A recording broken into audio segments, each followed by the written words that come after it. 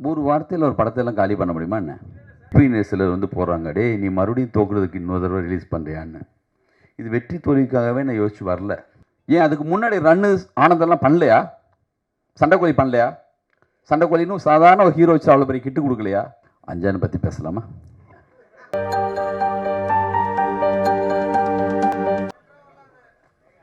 அம்மா மறையும்.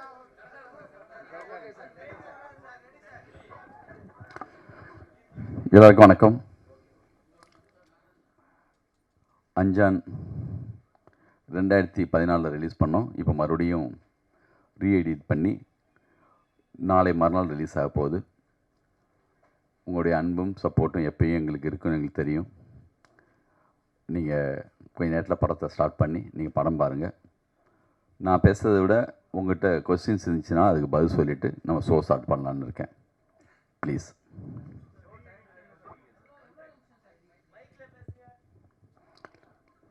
யார் கேள்வி கேட்குறாங்களா? மைக் கொடுங்க அவங்ககிட்ட.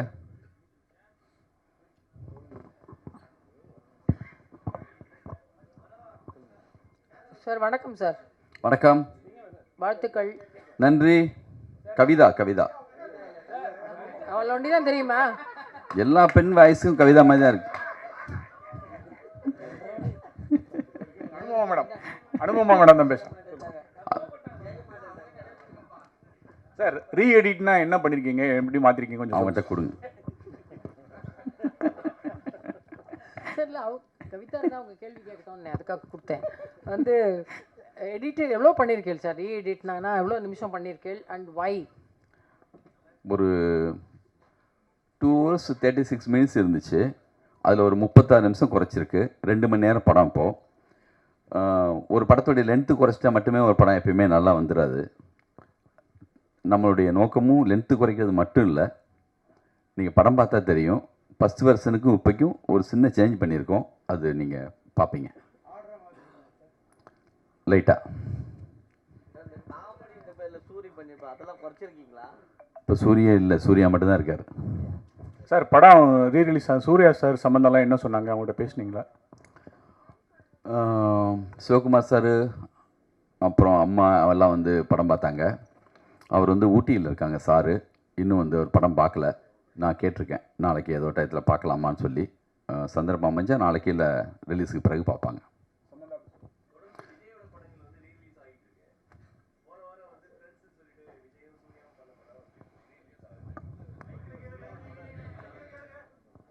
அந்த கேள்வியை நானே சொல்லிட்டுமா? மைக்கில் சொல்ல சொல்கிறாங்க.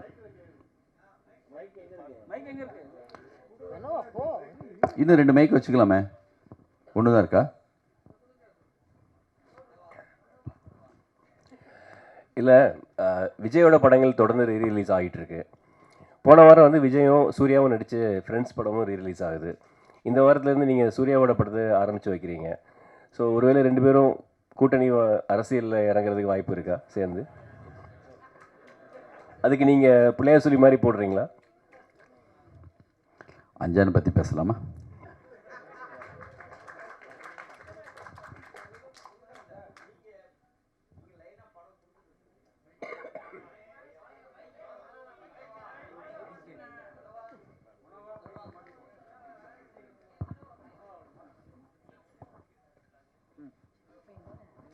சார், நீங்களே பல படங்கள் கொடுத்துருக்கீங்க, ஹிட்டும் கொடுத்துருக்கீங்க. ஏன் இவ்வளோ கேப்பு? ஏன் இந்த படத்தை ரீரிலீஸ்க்கு வரணும்? அடுத்த புதுசாக நீங்களே இறங்கலாமே சூர்யா வச்சு. நம்ம கேப்புனா வாரியர் இப்போ தான் பண்ணோம். தெலுங்கில் பண்ணோம், தமிழில் டப் பண்ணோம். அடுத்து வந்து மகாபாரதம் பண்ணுறதுக்கான ஒரு சின்னதாக பெரிய ஒர்க்கில் இருந்தோம். அது கரெக்டாக ஆர்டிஸ்ட்டு பட்ஜெட் ரொம்ப பெருசு. 2 வருஷமாக அந்த ஒர்க்கில் இருந்தோம். அது ரொம்ப நாள் போயிட்டே இருக்குன்னு சொல்லிட்டு தான் டப்புன்னு வேறு ஒரு படம் இப்போ ஸ்டார்ட் பண்ண போகிறேன். பிப்ரவரிலேருந்து ஷூட்டிங்கு. வித்யாசாகர் பையன் தான் ஹீரோவாக பண்ணுறாங்க. அது பிப்ரவரிலேருந்து ஷூட்டிங். உங்கள் பொண்ணு ஹீரோ வருமா? ஹீரோயின்? ஏன் அதை கேட்குறீங்க?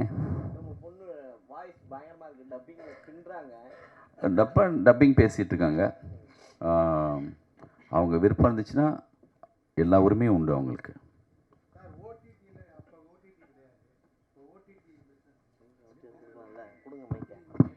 இது தேட்ரிக்கல் தான் சார் ஃபஸ்ட்டு. அப்புறம் வந்து நம்ம ஆல்ரெடி ஓடிடி யார் வாங்கினாங்களோ அவங்க விரும்பினா இந்த வருஷனையும் மறுபடியும் போடலாம். Sir good evening sir. வணக்கம். ஆனந்தம், ரன் இந்த மாதிரிலாம் வந்து ஒரு சொசைட்டிக்கு ஏதோ ஒரு யூஸ்ஃபுல்லாக ஒரு ஸ்டோரி வருது சார். சூர்யா சார் இந்த படங்களுக்கு அப்புறமே வந்து வக்கீல் ரோலு, போலீஸ் ரோலு, இப்போ ப்ரெசண்ட்டாக இப்போ வக்கீல் ரோலாம் நடிச்சிட்ருக்காரு சார்.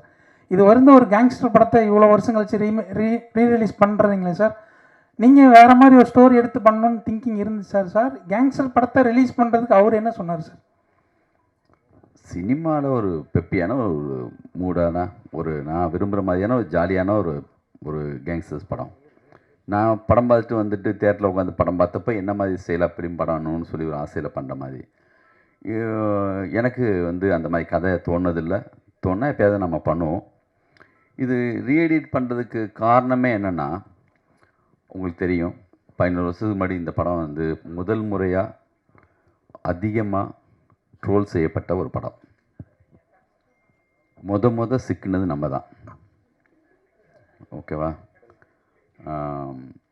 இப்போது உண்மையாக ரசித்த ஒரு சிலர் இருக்காங்கள, எப்போ பார்த்தாலும் இந்த 15 வருஷத்தில் எங்கேயாவது என்னை மீட் பண்ணும்போது, ஏன் சார் இந்த படத்தை இந்த மாதிரி திட்டினாங்க, எனக்கு பிடிக்கும் சார், எனக்கு பிடிக்கும்னே தனித்தனியாக நிறைய பேர் சொல்லியிருக்காங்க. அதுமாதிரி சின்ன பையன் இருந்தான்னா, சார் இவன் 5 தடவை பார்த்துருக்கான் சார் என் பையன் உங்கள் படத்தை, ஸ்டிக்கை வாயில் வச்சுட்டு இப்படி எடுப்பான் சார், டேய் சொன்னாக்கல்டா குத்திக்க போடட்டான்னு சொல்லுவேன் சார். நானே இந்த படம் யோசித்தப்போ, நான் சின்ன வயசாக இருந்தப்போ ஒரு படம் பார்த்தா என்ன மனநிலைக்கு பார்ப்பனோ அந்த மனநிலைக்கு தான் அந்த படம் பண்ணது. இது உலகமாக கதை அப்படி புரட்டி போட்ட மாதிரி படம் நினச்சிட்டுலாம் பண்ணல, ஒரு படம் அவ்வளோதான். ஆனால் சூர்யா ஃபேன்ஸுக்கு நேற்று அவங்களோட மீட் பண்ணேன். நான் என்னென்னலாம் நினச்சி பண்ணணும் அது எல்லாமே அவங்களுக்கு கனெக்ட் ஆகியிருந்திருக்கு. ஒரு ஹீரோவாக அவர் எப்படி எப்படிலாம் வரணும்னு ஆசைப்பட்டாங்களோ அது இருந்திருக்கு. ரியலாக எனக்கு பிடிச்சது சார் சொன்னாங்க அவங்க, அந்த குட்டி பசங்க 11 வருஷம் கழிச்சு அவங்க உண்மையாக ரியலாக ரசித்த சூர்யா ஃபேன்ஸு இவங்களுக்கெல்லாம் தான் இந்த படம். எங்கள் திருப்திக்காகவும் அந்த காலகட்டத்தில் திருப்பதி பிரதர்ஸில் போஸ் மாதிரி ஒரு ப்ரொடியூசர் இல்லைன்னா இவ்வளோ பெரிய பட்ஜெட்டில் அப்போ படம் பண்ணியிருக்க முடியாது. மிகப்பெரிய பட்ஜெட் அப்போ சூர்யா சாருக்கு. பாம்பேயில் மட்டுமே 120 நாள் ஷூட்டிங், கோவா பாம்பேயில் சேர்த்து. அப்படி ஒத்துக்கிட்டு கண்டினியூவாக அப்போ திருப்பதி பிரதர்ஸ் உங்களுக்கு தெரியும், சின்ன படம் பெரிய படம்னு சொல்லி கோலி சோடா, மஞ்சப்பை, வழக்கியன், சதுரங்க வேட்டை, கும்கி, கண்டினியூவாக. அதே காலகட்டத்தில் வந்து ரஜினி முருகன், எத்தனை படம், வேட்டை, அப்படி இருந்த ஒரு கம்பெனி ஒரு தொடர் வெற்றி கூட என்னென்னா ஒரு விதமான ஒரு கோபம், ஒரு வெறுப்பு, ஒரு பொறாமை, இது எல்லாத்தையும் கூட ஏற்படுத்தும். அதையும் தாண்டி நம்ம மேலே வந்து பேரன்போடு இருக்கிற ஒரு சிலர் இருக்காங்க. நம்மளுடைய அன்பு, எனர்ஜி, உழைப்பு இதெல்லாம் வச்சு அதெல்லாம் நம்ம முறியடிக்கிறதுக்கான ஒரு ஒர்க்கு தான் நம்ம பண்ணிகிட்டே போகணும். நான் நம்மளை அப்படி அடித்தவங்க இப்போ தயவுதாட்சியமே இல்லாமல் எல்லாருமேலேயும் அது இருக்குது. உன்னை விட நான் எவ்வளோ பெரிய கெட்ட வார்த்தை பயன்படுத்துகிற ரேஞ்சுக்கு ஆகிட்டாங்க. எனக்கு பயமே இல்லை. இப்போது என்ன தெரியுமா, 11 வருஷத்துக்கு முன்னாடி இதை விட பெரிய கெட்ட வார்த்தை என்ன புதுசாக பயன்படுத்த போவதில்லை. இப்போ இன்னும் சிலர் வந்து போடுறாங்க, டே நீ மறுபடியும் தோக்குறதுக்கு இன்னொரு தடவை ரிலீஸ் பண்ணுறியான்னு. இது வெற்றி தோல்விக்காகவே நான் யோசிச்சு வரல. இது நாங்கள் விரும்பினோம், நாங்கள் ரொம்ப பிடிச்சி தான் இந்த படத்தை எடுத்தோம். ஒரு படம் நம்ம நினச்ச மாதிரியே 2 மாதிரி மாறலாம், ஆனந்த மாதிரி ஆகலாம், சண்டைக்கோழி மாதிரி ஆகலாம், நம்ம கையில் இல்லை. ஒரு வேலை செய்கிறோம், அது எவ்வளோ லெவலுக்கு போகுதுங்கிறது ஆடியன்ஸ்கிட்ட வந்த பிறகு தான் தெரியும். நீங்கள்லாம் சொன்ன குறைகள், ஆடியன்ஸுக்கிட்டேருந்து வந்த ஃபீட்பேக் எல்லாம் வச்சு ஒரு எடிட் பண்ணியிருக்கேன். ஒரு டைம் பத்தலை, அந்த நேரத்தில் டேட் போட்டாச்சு ஆகஸ்ட் 15ன்னு யூடிவி ஒரு அக்ரிமெண்ட்டு போட்டு இந்த தேதியில் ரிலீஸ் பண்ணணுன்னு. ஃபஸ்ட் ஹாஃப் செகண்ட் ஹாஃப் சேர்ந்து பார்க்க கூட நேரம் இல்லாமல் இருந்துச்சு. எனக்கு பிடிச்ச மாதிரியான எல்லா நண்பர்களும் இந்த படத்தை போட்டு காட்டினேன். தொடர் வெட்டியில் இருக்கப்போ பிரச்சனை என்னென்னா, இவருக்கு தெரியாததா, இவரே இத்தனை ஹிட்டு கொடுக்குறாரு, அப்படி பேசாமல் போயிடுவாங்க. இது ஒரு மாயான உலகம். தோத்தாளுங்க பிரச்சனை ரொம்ப அதிகமாக சஜஷன் கொடுப்பாங்க. சார் நீங்கள் அசிஸ்டன்ட் டைரக்டர்ஸ்லாம் பழைய ஆட்களை வச்சுக்காங்க சார், மாற்றுங்க சார். இதுவே ஜெயிச்சா அவர் எக்ஸ்பீரியன்ஸான ஆளுங்களாம் வச்சுருக்காங்க சார், அவர் வேறு மாதிரி சார் அப்படிம்பாங்க. கொஞ்சம் கூடுதலாக சொல்லுவாங்க, சார் ட்ரெண்டு மாறி போச்சு சார், நீங்கள் கூட கொஞ்சம் மாறணும் சார்ம்பாங்க. அதனால் இது ஒரு மாதிரியான ஒரு உலகம். நம்ம வெற்றி தோல்விக்காக அந்த படத்தை வந்து சவால் விடுறதுக்காக அந்த படத்தை மறுபடியும் ரிலீஸ் பண்ணல. இது வரைக்கும் கேட்ட எல்லா முக்கியமான விஷயங்களை வச்சுட்டு நல்ல டைம் இருந்துச்சு. நம்ம நினச்சப்போ எடிட் பண்ணலாம். கீழே எடிட் சூட் இருந்துச்சு. போஸ் சார் ரொம்ப விரும்பினார். நம்ம கம்பெனியில் இருக்கிற கனகு, வெங்கடேஷ், என் அசிஸ்டன்ஸ் பிரபு, அப்புறம் வந்து விஷ்ணு, சக்கரை, எங்கள் மேனேஜர் எல்லாமே அப்பப்போ என்னை கூப்பிடுவாங்க, இந்த மாதிரி ஒன்று எடிட் பண்ணியிருக்கோம் பாருங்கன்னு. இது பெரிய ப்ராசஸ், 2 வருஷமாக நடந்துச்சு. அதுக்கப்புறம் ஆண்டனி வந்து பார்த்தாரு. அவரும் சின்னதாக ஒரு இது பண்ணார். இவங்க ஃபேன்ஸுக்கெல்லாம் போட்டோம். எப்பயும் போல் எல்லோரும் சொன்ன மாதிரி எங்களுக்கு என்ன சார் இப்போ போடுறது, எனக்கு அப்போவே பிடிச்சி தான் சார் இருந்துச்சு சொல்லிட்டு அவங்க ஃபேன்ஸ் வந்து பார்த்தாங்க. அவங்களுக்கு இப்பயும் பிடிச்சிருக்குன்னு சொல்கிறாங்க. பார்க்கலாம். இதுக்கப்புறம் உங்கள்கிட்ட நான் இந்த பொறுப்பை படைக்கிறேன். நீங்கள் படம் பாருங்கள், நிச்சயமாக உங்களுக்கு பிடிக்கும்னு நம்புகிறேன். நீங்கள் தான் இன்னும் சரியாக எடுத்துகிட்டு போகணும் இதை. நன்றி சார். எனக்கு அப்பவும் பிடிச்சிருந்தது. எனக்கு கூட நீங்கள் சொன்ன மாதிரி அந்த ட்ரோல் தான் இந்த படம் அப்போ அந்த அளவுக்கு ஜெயிக்காமல் போனதுக்கு காரணமோன்னு ஒரு சந்தேகம் இப்போ வருது நீங்கள் சொல்கிறப்போ. ஏன்னா அவ்வளோ நல்லா இருந்தது. நான் இப்போ ஒரு டெய்லி பேப்பரில் ரிவ்யூ எழுதுனா அவ்வளோ பிரமாதமாக இருந்தது. இப்போ ஒருவேளை இப்போ இந்த 36 நிமிஷம் குறைச்சி இப்போ ஹிட் ஆச்சுன்னா அஞ்சான் பார்ட் 2 வருமா? முதல்ல இது வரட்டும். அதுக்கு அதை கேட்குறேன். அதே மாதிரி ஆனந்தம், ரன், சண்டைக்கோழி இந்த படங்கள்லாம் விட்டா அஞ்சான இப்போ ரீரிலீஸ், அதாவது எடிட் பண்ணி ரிலீஸ் பண்ணுற ரீசன் என்ன சார்? அதான் சொன்னேனே, இவ்வளோ நேரம் சொன்ன காரணம் அதுதான். உண்மையிலேயே எனக்கு பிடிச்ச படம் இது. சார் வணக்கம் சார். வணக்கம். தொடர்ந்து வந்து ரஜினி, கமல், விஜய், அஜித், சூர்யா போன்ற படங்களை வந்து சின்ன படங்கள் வீக்லி 10 படம் வருது. அந்த சூழலில் வந்து நீங்கள் தொடர்ந்து ரிலீஸ் பண்ணுறாங்க. நீங்களும் அந்த வரிசையில் பண்ணுறீங்க. இது வந்து சின்ன படங்கள் வந்து இந்த படங்களை ரிலீஸ் பண்ணுறதுனால பாதிக்கப்படாதா? இப்போ எந்த சின்ன படம் வருதுங்க? தொடர்ந்து வீக்லி 10 படங்கள் வந்துட்டு இருக்கு சார். அது சின்ன படம் பெரிய படம் ரெண்டும் வந்துட்டு தான் இருக்கும். இப்போ இல்லை. அழகி படத்தப்பே அவர் சொன்னார், ஏன் சின்ன படத்துக்கு தேர் தர மாட்டேங்கிறான் தங்கர் பச்சான். எல்லா கட்டத்தையும் இதுதான் இருக்கும். பெரிய படம் சின்ன படம் தேட்டர் வந்த பிறகு தானே. நீங்கள் பட்ஜெட்டை வச்சு சொல்கிறீங்களா? யார் முடிவு எடுக்கிறது? அதை ஃபேமிலி இப்போ அந்த டூரிஸ்ட் ஃபேமிலி வந்துச்சு, அது சின்ன படமா பெரிய படமா? அதே காலகட்டத்தில் மிகப்பெரிய படம் கூட வந்திருக்கும். வந்த பிறகு எது பெரிய படமாக மாறும்னு கண்டென்ட் வைஸாக தான் இருக்குது. அந்த கணக்கே கிடையாது. 2 தேட்டரில் போடுவாங்க, அதுக்கப்புறம் நல்லா இருக்குன்னு சொன்னால் அதுதான் பெரிய தேட்டருக்கு மாறும். கோலி சோடாவும் அதே நேரத்தில் வேறு பெரிய படமும் வந்துச்சு. கோலி சோடாவை வந்து தேட்டரே தரமாட்டிட்டாங்க. இப்போ சத்தியம் தேட்டரில் சின்ன தேட்டரில் போட்டோம். ஒரு வாரம் கழிச்சு அந்த பெரிய படம் சொன்னப்பட்ட படம் சின்ன தேட்டருக்கு வந்துச்சு, நம்ம படம் பெரிய தேட்டருக்கு போச்சு. சதுரங்க வெடி கூட அப்படி தான். அதனால் வந்து என்னென்னா, சின்ன படம் பெரிய படங்கிறது தேட்டருக்கு வந்ததுக்கு பிறகு தான். ஒரு ஷோ ஒரு தேட்டரில் ஓடினா கூட அவன் தெரிஞ்சிடும், சார் அந்த படம் ஃபுல்லாக தான் சார், நம்ம தேட்டருக்கு மாற்றிக்கலாமா அப்படி மாற்றிடுவாங்க. லோக்கான ஒரு படம் மலையாளத்துலேருந்து ஒரு போஸ்ட் கூட கிடையாது, எந்த விளம்பரமும் இல்லை, யார் இருக்கா ஹீரோ. அந்த மாதிரி படங்கிறது சின்ன படம் பெரிய படம் இந்த கணக்கெல்லாம் கிடையாதுங்க எனக்கு தெரிஞ்சு. சார் இப்போ இந்த 36 நிமிஷத்தில் சூர்யா சார் போர்ஷன் அதிகம் குறைச்சிருக்கீங்களா, சமந்தா போர்ஷன் அதிகம் குறைச்சிருக்கீங்களா? அந்த கணக்கு இல்லை, படத்துடைய கண்டென்ட் வைஸாக தான் அது. நான் அந்த கணக்கில் குறைக்கல சார். இது வந்து படத்தை தாண்டி ஒரு சின்ன விஷயம் டவுட்டுக்காக தான் கேட்குறேன். சுபாஷ் சார் வந்து எலெக்ஷனில் போட்டிடுறாரு, ப்ரொடியூசர் கவுன்சில் எலெக்ஷனில். நீங்களும் போட்டிடுறீங்களா? அந்த எலெக்ஷன் வேணாம், இந்த எலெக்ஷன் வேணாம், அஞ்சான் மட்டும். லிங்குசாமி சார்,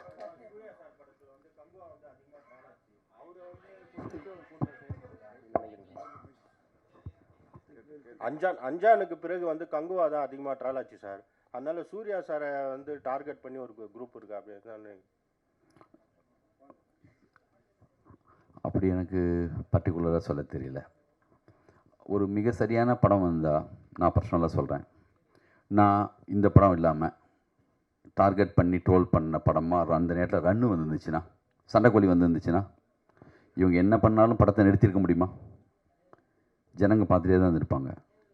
நம்மளும் சின்னதாக மிஸ்டேக் பண்ணியிருக்கோம், நான் அதை 100% ஒத்துக்கிறேன். அதில் 100% மிக சரியான படத்தை நான் பண்ணிவிட்டு அதை வந்து எல்லாருமே திட்டாங்க, அப்படி பழி போட நான் விரும்பலை. நம்ம செயலையும் மிஸ்டேக் இருக்குது. அந்த மிஸ்டேக்கை அவங்க கண்டுபிடிச்சி இந்த பாருங்கள் அது சொல்லி பர்சனலாக எடுத்துகிட்டு போய் அவங்களுக்கு ஒரு சந்தோஷம் வேணும்ல. ஒரு ஆள் தொடர்ந்து ஜெயிக்கும்போது அவங்களால என்ன பண்ண முடியும், பாவம். அதனால் வந்து நானும் தப்பு பண்ணியிருக்கேன், அந்த தப்பை பல மடங்காக அவங்களும் ஆக்கிட்டாங்க. இப்போ அப்போது நம்மளை மட்டும் நினச்சோம், பேசாமல் ஒதுங்கி எல்லாமே வந்து யாரும் எதுவும் பண்ண முடியாது. எனக்கு சப்போர்ட்டாக வந்து வெங்கட் பிரபு கூட திட்டு விழுந்துச்சு அப்போது. இந்த மாதிரி காலகட்டத்தில் எனக்கு பிடிச்ச மிக முக்கியமான டைரக்டரை அப்படி அடிக்கும்போது கூட நானும் உள்ளே போய் எந்த சப்போர்ட் பண்ண முடியாது. ஏன்னா முகம் தெரியாதவங்களோட எப்படி சண்டை போடுறது. இப்போது மணிரத்னம் படம், சங்கர் சார் படம் எவ்வளோ பெரிய வேலை செஞ்சுருந்தாலுமே ரசிக்காதவங்களே இல்லை. எல்லாருடைய மரியாதையையும் ஒன்றும் இல்லாமல் ஆக்கணும், இன்னும் இன்னும் இன்னும் பெரிய வார்த்தைகளை பயன்படுத்தணும் அப்படின்னு நினைக்கிறாங்க. இந்த நெகட்டிவிட்டி வந்து தயவு செஞ்சு சினிமா இருந்தால் தான் நம்ம எல்லோரும் இருக்க முடியும். ஒரு எஸ்பிலிம்ஸ் சங்கர் சார் இருக்கும்போது அவ்வளோ நியூ டேரக்டர்ஸ் இன்ட்ரடியூஸ் பண்ணார். திருப்பதி பேஸ் இருந்தால் தான் ஒரு கோலி சோடா, வழக்கேன் சந்த மாதிரி படங்கள் வரும். மெட்ராஸ் சாக்ஸ் இருந்தால் அவர் கொஞ்சம் படங்கள் பண்ணுவார். நல்ல சரியான மனநிலை இருக்கிற, சரியாக சினிமாவை நேசிக்கிற அவங்க இங்கே இருக்கணும் கண்டிப்பாக. எல்லா படமும் நல்ல படம்னு உலகம் மொத்தம் எந்த டேரக்டருமே எடுத்ததில்லை. நம்ம ஒரு ட்ரை பண்ணுறோம், ஒரு முயற்சி எடுக்கிறோம். நல்ல படம் எடுக்கக்கூடாதுன்னு நினச்சி யாரும் எடுப்போமா? இந்த வேலையை மட்டும் ஸ்கிரிப்டு சொல்லாமல் காசுக்காகவோ பணத்துக்காகவோ ஒரு நிமிஷம் கூட, ஒரு ஷாட் கூட யாராலையும் எடுக்கவே முடியாதுங்க. நாங்களே ஏமாந்துடுறோங்க. உங்களை ஏமாத்துறதுக்காக படம் எடுக்கிறது இல்லை. ஒரு டயத்துக்கு பிறகு எனக்கே படம் போட்டு பார்க்கும்போது தெரியும். அதனால் வந்து என்னென்னா நம்ம கையில் அது இல்லை. அது ஒரு மேஜிக். அது அமைஞ்சு அப்படி எல்லாம் வரணும். அப்படி வர்ற படங்கள் வந்து 100% போயிடுது. இந்த மாதிரி சில படங்கள் வந்து அப்படி ஆகுது. பார்க்கலாம். இந்த வாட்டி ரிலீஸ் பண்ணுறோம்ல, இது ஒரு அனுபவம். இது வெற்றி தோல்வியெல்லாம் தாண்டி அந்த நான் சொன்ன அந்த லிஸ்ட்டில் இருக்கிற அவங்களுக்காக அந்த படம் அதான். சார் சார்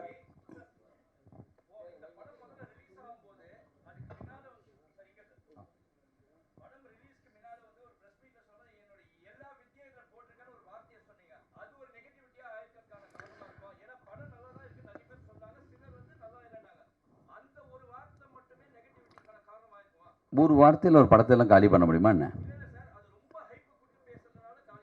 அது வந்து ப்ரெஸ் மீட்டு கிடையாது. சன் டிவியில் நான் கொடுத்த இன்டர்வியூ. அது இந்த படத்துக்காகவே கொடுக்கல. இந்த படம் தொடங்கிறதுக்கு முன்னாடி எந்த கதைன்னே முடிவாகலை. அப்போது ஒரு பேட்டியில் சொன்ன ஒரு வார்த்தை, அதை எடுத்து பயன்படுத்திக்கிட்டாங்க. அதை எடுத்து அவங்க வந்து யூஸ் பண்ணாங்க, அவ்வளோதான். மற்றபடி வந்து ஒரு விட்டேத்தியாக ஊர்லேருந்து வெட்ட வெளிச்சமாக யாருமே தெரியாத வந்த ஒரு ஆளுக்கு கான்ஃபிடண்ட்டாக ஒரு வார்த்தை சொல்கிறதுல என்ன தப்பு? உங்கள் பாயிண்ட் ஆஃப் வியூ ஓவர் கான்ஃபிடண்ட்டாக இருக்கலாம். எனக்கு கான்ஃபிடென்ட்டுங்க. நான் சொல்லுவேன், பேசுவேன். சாதாரணமாக சின்னதாக ஒரு பத்திரிக்கைக்காரனாக இருந்து வந்து இவனுக்கு என்ன முன்னாடியே வந்து ரெட் கார்பெட் ஒடிச்சு வா சினிமாவுக்குன்னு யாரை கூப்பிட்றாங்களா? இப்படி ஒன்றுமே இல்லாமல் வந்து செய்கிற எல்லாருக்குமே டி ராஜேந்தர் பேசும்போது உங்களுக்கு ஓவர் கான்ஃபிடன்ட் மாதிரி தெரியும்.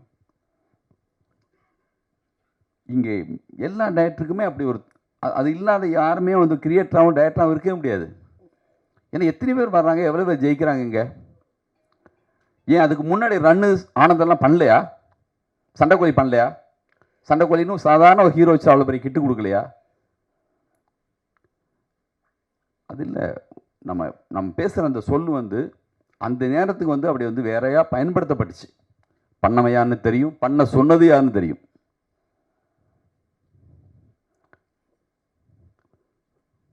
சார் சார் இங்கே சார் சார் இங்கே சார் ஒரு தடவை எடிட்டர் மோகன்கிட்ட இன்டர்வியூ பண்ணும்போது சொன்னார் சார், அவர் அதிசய பறவைகள்னு ஒரு படத்தை நான் ரிலீஸ் பண்ணேன்.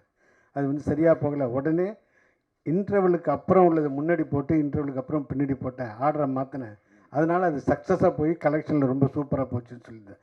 அதே மாதிரி அந்த ஜிம்கான வேலையை இதில் பண்ணியிருக்கலாம் சார். நீங்கள் பாருங்கள், ரைட். இவரை நான் மறக்கவே முடியாது என் லைஃப்பில். இவரை மறக்கவே மாட்டேன் என் லைஃப்பில். என்னுடைய முதல் விமர்சனம் ஆனந்தத்துக்கு இவர் கண்ணீர்.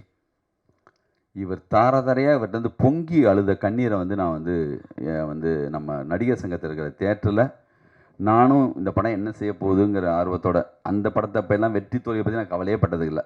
ஒரு படம் பண்ணுறோம், என்னோடய உணர்வுகளை சொல்கிறோம், அந்த மூடோடு தான் நான் அந்த படத்தை எடுத்தேன். அந்த படத்துக்காக போய் உள்ளே உட்காந்து பார்த்துட்டு இருக்கும்போது சைடில் திரும்பி பார்க்குறேன், இவர் தேம்பி தேம்பி அழுதுட்டுருக்கார். இல்லை, அந்த படம் பார்த்துட்டு அழாமல் இருந்தாங்கன்னா அவங்க வந்து மனசே இல்லைன்னு அர்த்தம். மிக சரியான படத்தில் வந்து சரியான கண்ணீர் வந்து தான் தீரும். அது எனக்கு பெரிய சிம்டம்ஸ், எனக்கு இவர் அழுதது. என்னங்க அப்படியா? முழுக்காவும் அப்படி சொல்லிட முடியாது.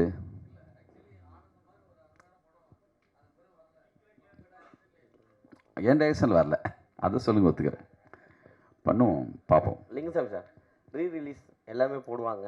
நீங்கள் இப்போ சமீபமாக எடிட்டிங் ஏதாவது கற்றுட்ருக்கீங்களா? ஏன்னா ரீ எடிட்னு சொல்லி ஒரு ஸ்டார்லாம் கொடுத்துருக்கீங்க பேனர்லேயே. எடிட்டு நான் வந்து நம்ம வந்துங்க நம்மளுக்கு நம்மளே எல்லா வேலையும், நான் என்ன கேமராமேனா, நான் என்ன வந்து லிரிக் ரைட்டரா, நான் என்ன மியூசிக் டைரக்டரா, நான் என்ன எடிட்டரா, எல்லாமே கொஞ்சம் கொஞ்சம் தெரிஞ்சவன் தான் டைரக்டர். நம்ம கூட இருக்கிற எடிட்டர்ஸ் வச்சு தான் பண்ணியிருக்கோம். இந்த ரீ எடிட்டர்னு வார்த்தை ஏன் போகிறோன்னா, அது இதில் நடந்திருக்கு. நீங்கள் படம் பார்ப்பீங்க, பார்த்தது பிறகு அதை பற்றி நீங்கள் எழுதுவீங்க, பாருங்கள். லிங்குசாமி சார் எல்லாரும் என்ன சொல்கிறாங்கன்னா, லிங்குசாமி சார் வந்து பெரிய கிரியேட்டரு, ஆனந்தம் படம் அவ்வளோ பெரிய ஹிட்டு, ரன் அவ்வளோ பெரிய ஹிட்டு, அவ்வளோ பெரிய படைப்பாளி இருந்தார். அவர் தயாரிப்பாளர் ஆனனால தான் அவருடைய அந்த உழைப்பு, அவருடைய இதெல்லாம் வந்து வேறு இதுக்கு போயிட்டு நிறைய ப்ரெஷர்னால வந்து அவருடைய கிரியேட்டிவிட்டி மாறிட்டு அப்படிங்காங்க. நீங்கள் தயாரிப்பாளர் ஆனதுக்காக ஃபீல் பண்ணுவீங்களா? அது உங்கள் வாழ்க்கையில் சினிமா வாழ்க்கையில் பாதிப்பு ஏற்படுத்துதா? என்னமோ டைரக்டராக இருந்து நான் மட்டுமே ப்ரொடியூசரான மாதிரி கேட்குறீங்க. ஏவிஎம் ஐயப்ப செட்டியாரே ஃபஸ்ட்டு டைரக்டர், அப்புறம் தான் ப்ரொடியூசர். நம்ம இவர் வந்து Sridhar sir, Balachander sir, Kavithalaya, Mani Ratnam sir, Madras talkies, India மொத்தமும் உலகம் மொத்தமும் நல்ல படம் எடுக்கிற, சினிமாவை நேசிக்கிற, ரெண்டு வெவ்வேறு இல்லை, ரெண்டு ஒன்று தான். தம்பி உடையான் படைக்கு அஞ்சான். இன்றைக்கி அஞ்சான் அன்னைக்கு சொல்லணுன்னா போஸ் பற்றி தான் சொல்லணும். அவர் இருக்கார் பக்கத்துலேயே, எல்லாத்தையும் அவர் பார்த்துக்கிறாரு. அதனால் வந்து எனக்கு எந்த சிரமம் அவர் கொடுக்கறதில்ல. என்னுடைய எந்த திங்கிங்கும் அவர் தடை போடுறது கிடையாது. அவர் இருக்கிறதுனால பண்ணுறோம்.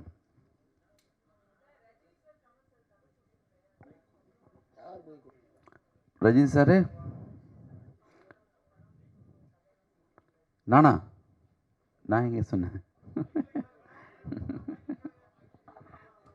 கவிதா, நீ எந்திரிச்சு நல்லா சத்தமாக கேளுங்க. சத்தமாக கேட்கல.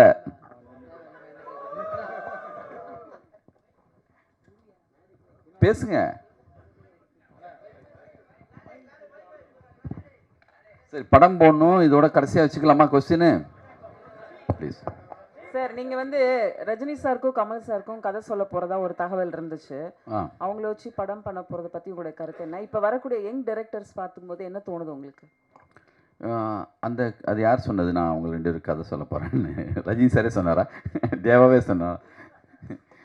இல்லை, அப்படி கதை என்கிட்ட இருந்தால் கண்டிப்பாக நானும் போய் சொல்லுவேன். அதை பற்றி ஒன்றும் இல்லை. அப்படி ஒரு ஸ்கிரிப்ட் என்கிட்ட இல்லை.